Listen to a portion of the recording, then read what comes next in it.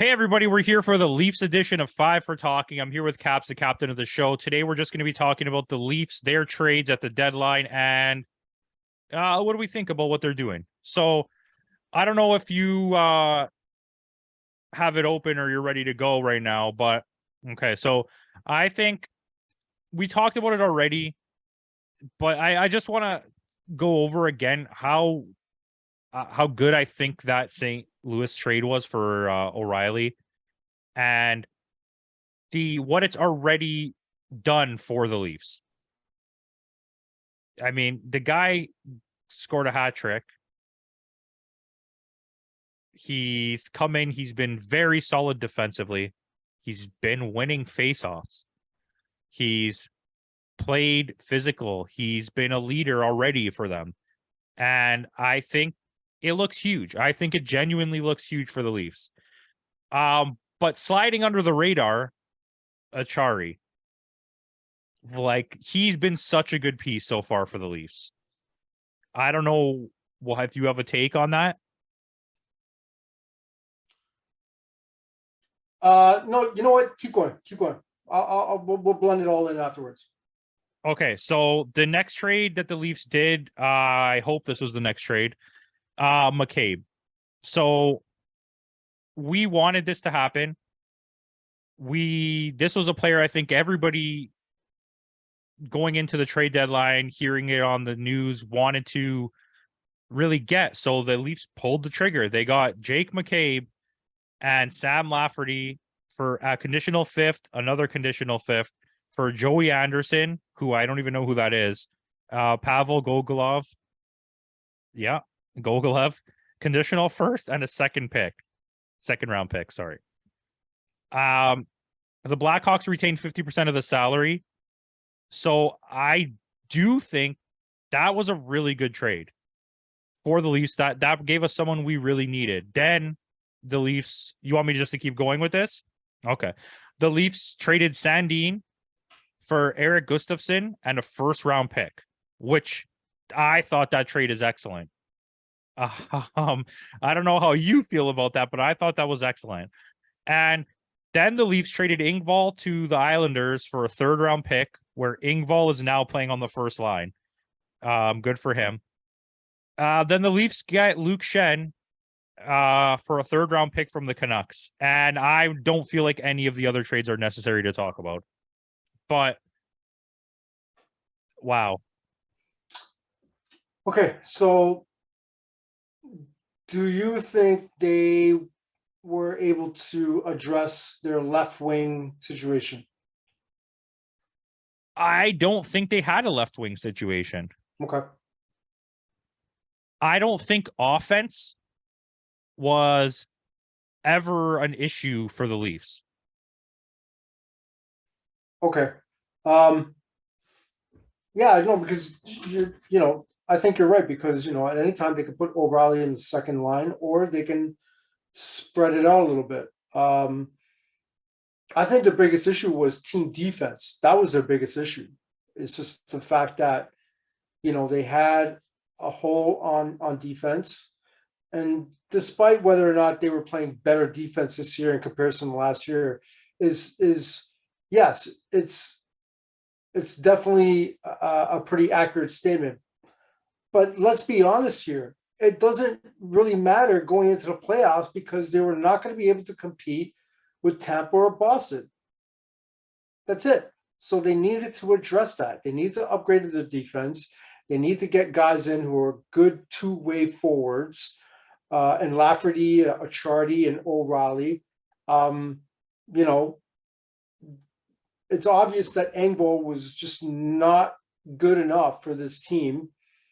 He's a smooth skater, but the fact of the matter is, a guy who's 6'5" is just not physical and doesn't really. It's just not. I don't think it was just a good piece for this team. Sandin looked like he was a bit unhappy over the fact that he was coming in and out of the lineup, and he was probably not getting paid as much as he should have. Good luck in Washington, but they were able to get back Gustafsson and a first round pick. And Shen coming in as a depth defenseman, I thought was a really good choice because, despite the fact that um, Justin Hall stepping up during that time in November when everybody was injured, still has inconsistencies in his game, and you cannot afford something like that going into the playoffs. I mean, I can defend the guy, but the fact of the matter is I need to be realistic.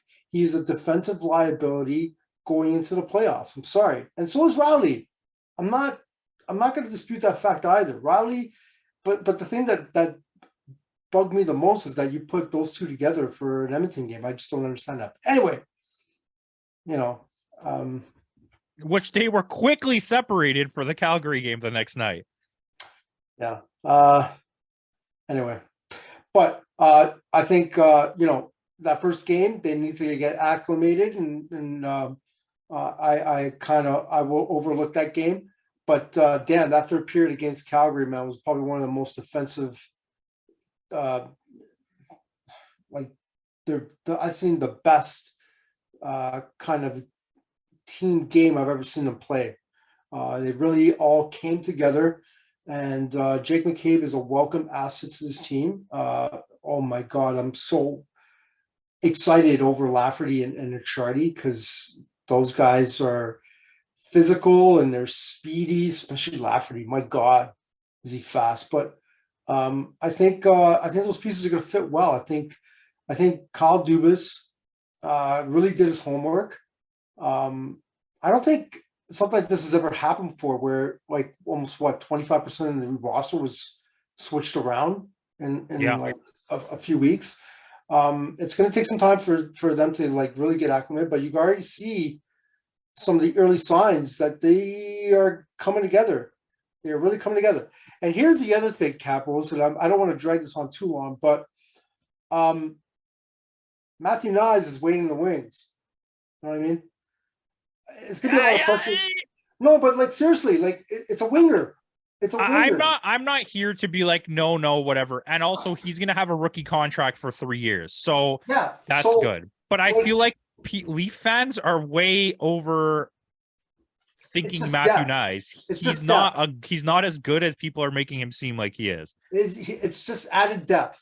I mean, it looked like Dubas was doing the math before all this stuff was happening, because even when Matt Murray comes back off the LTIR, they're still going to have $1 million and change left, which is just enough to sign someone to a rookie contract.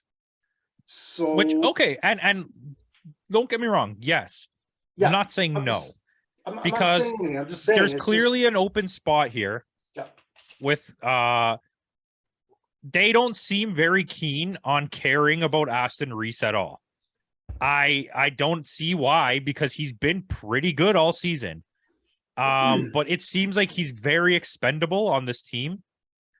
And I personally, I don't get it, but I mean, that's fine. That could be filled by Matthew Nyes or whoever. I think trade-wise, I think O'Reilly fit in immediately. No issues. I think McCabe fit in immediately. No issues. Acciari also same thing, but I feel like he's kind of displaced that bottom 4 or bottom 6 a little bit, and that's where they have to gain some chemistry. And now Lafferty being there, it's kind of they're not problems, but they've displaced people and they have to get used to it. But I think McCabe came in right away and fit, and I think O'Reilly came in right away and fit. And O'Reilly on the third line gives you so much depth that it's actually crazy. And O'Reilly on the second line gives you 2 powerhouse lines. And I think Keefe has made a conscious decision to allow that to happen, because it gives them some flexibility to go back and forth. I mean, you're going up against Tampa. You're going to need 2 powerhouse lines to go up against Tampa. And with Boston, you can spread it around a little bit. I thought that when Acciari came in, I thought the fourth line in some games outplayed everyone else. Oh, for sure. You know what I mean? For sure. He's been great. Yeah, I Really like those additions. I really like McCabe. It was kind of bad luck that, in his first couple minutes playing, he got a penalty and it resulted in a goal, but whatever. I think after that, he pretty much calmed his nerves because he was probably just a little too nervous. But the thing that got me excited the most is Luke Shen. I don't care what anybody says. It was just so cool to see him back in a Leafs uniform. And the first thing he does when he goes out there, what does he do? Gives Huberdeau a freaking nice body check. That's something that's lacking on this defense because Weston's out. Luke Shen's back. He was a terrible Leaf. He was never good ever in the league. Hate the guy with a passion. Sorry, who? Luke Shen. I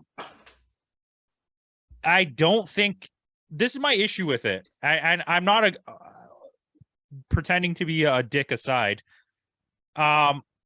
I think he's a piece that we need, especially depth-wise. I don't believe he should be in the starting six.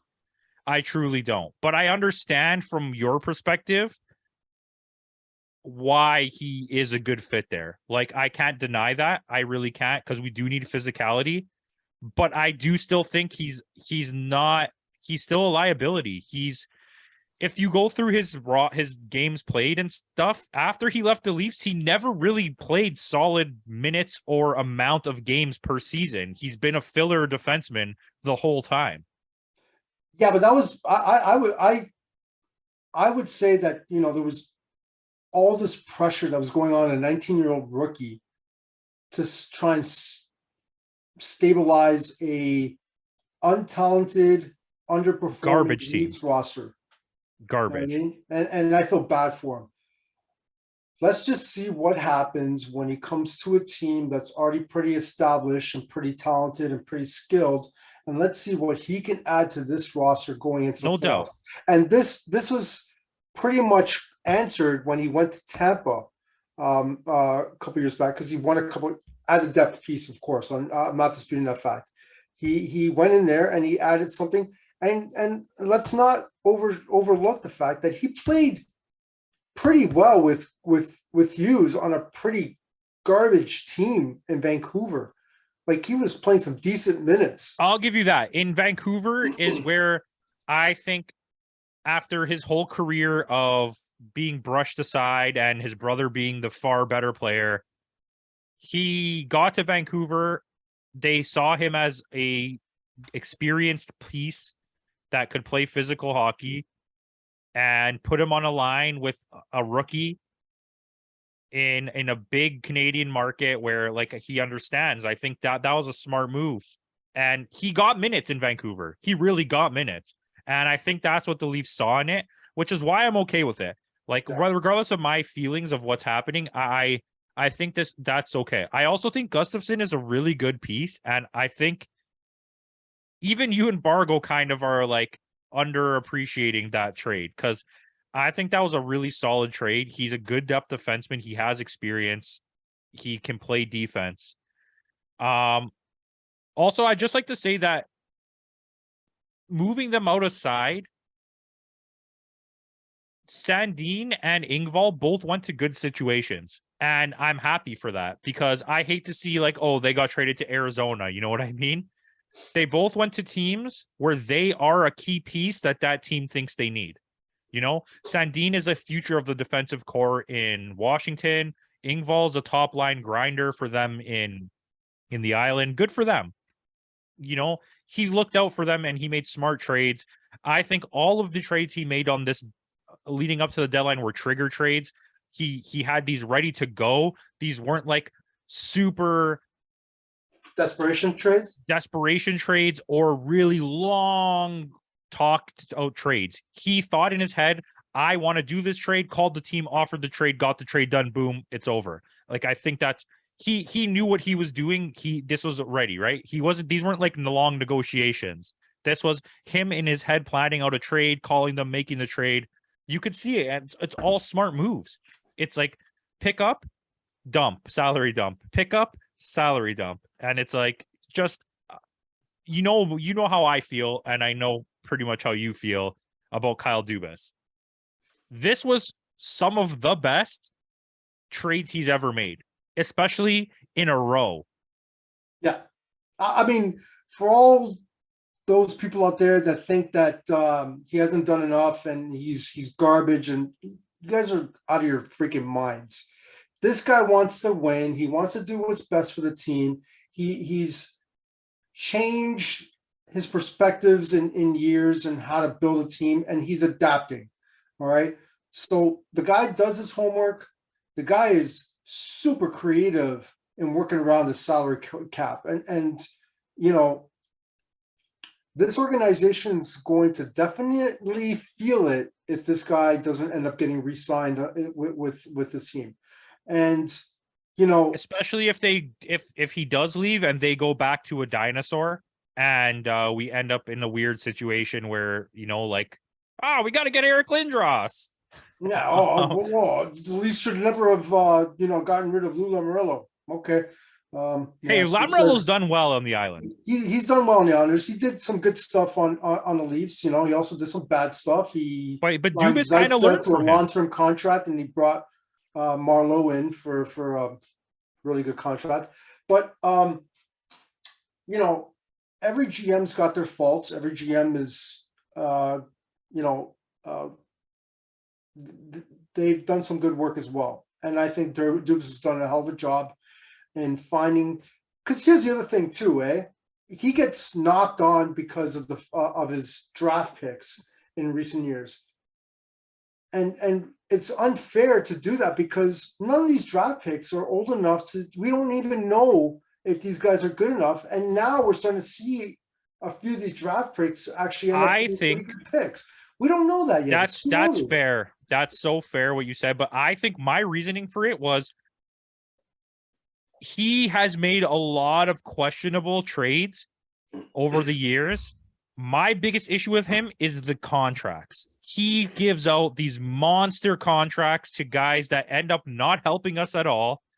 And like, okay, Tavares has been great this year, but where has he been the last 2 seasons? Yeah, you know what I mean? I can't dispute that. Not, like the Raleigh contract. Oh boy, yeah, that's fair. Too. But like this year, from the right at the start of the year, right at the start, we have liked every move. Aston Reese, both goalies. Well, you learned to like both goalies, but the Giordano trade at the last deadline. Like we have been locked into every move he's been pulling, and to sit here and pretend like these moves weren't good. I saw so many people complain about some of these trades because they weren't big enough. Like, shut up. Yeah. Like, I don't even know what to say. This has just straight up smart moves, salary cap adjacent moves. You have a good defensive core now. You have an amazing offensive team that can play defense now. You can still score goals. And like your roster just settled out. You have good goalies. Like you have 3-4 good goalies now. Oh yeah, because they got Shogren, they got Woll waiting in the wings. I mean, Petruzzelli is like a pretty decent goalie in the American Hockey League as well. If Dubas makes mistakes, if Dubas makes a mistake, he's the first one to come out and say, "Hey, I screwed up." Like he the way he handled the Nylander thing, he realized that hey, he screwed up. You know what I mean? He's gonna learn. He's gonna learn, and I think he's learning. You know what I mean? But the Nylander does not look like it was a bad move this year. No, but the problem with that one is that once his contract is up, he's going to be looking for some serious money, and there's no way they're going to be able to fit that contract with his team. But unless Matthews leaves. The good part of the Nylander contract is if he does choose to leave and he wants more money, for the same amount of money you were paying him to replace, to get a new player at that time when the cap has gone up already, so you can fit more than one person for losing Nylander, you can easily replace a Nylander. He's not a Marner or a Matthews. He's a guy, he's a really good player, but they exist in this league. There's Svechnikovs, there are Teravainens, there Lindholms. His player exists on every team in the NHL. Yeah. He's a solid third or fourth star player on your team. He's replaceable. Well, anyway, I want to bring it back, and this is probably my fault for going off of the subject. But let's bring it back, and I just want to ask you a final question. Did they do enough to you know, like everybody's got these expectations about going to the second round. I don't want to go to the second round. I want to go to a cup. I want to win a cup. Did they do enough to do Yes. that? Okay. If they're 100% healthy in the playoffs, throughout the playoffs, they can win a cup. I'll leave it at They're that. legit. I the last thing I'm going to say. I said this to you in the group chat. The Leafs roster right now, the build of it, like minus the fact that you don't have Vasilevsky, okay? But you do have two good goalies. If they can stay healthy. They are very much the same team that the Tampa Bay Stanley Cup winning teams were, especially in their build. It's a lot of depth, physicality, good two-way players, and huge stars. And I think that's what you need. But Morgan Riley needs to stop making mistakes. I don't want to debate that. I think we should end it there. All right, that's it. Thank you for watching. Let us know that Tampa Bay sucks.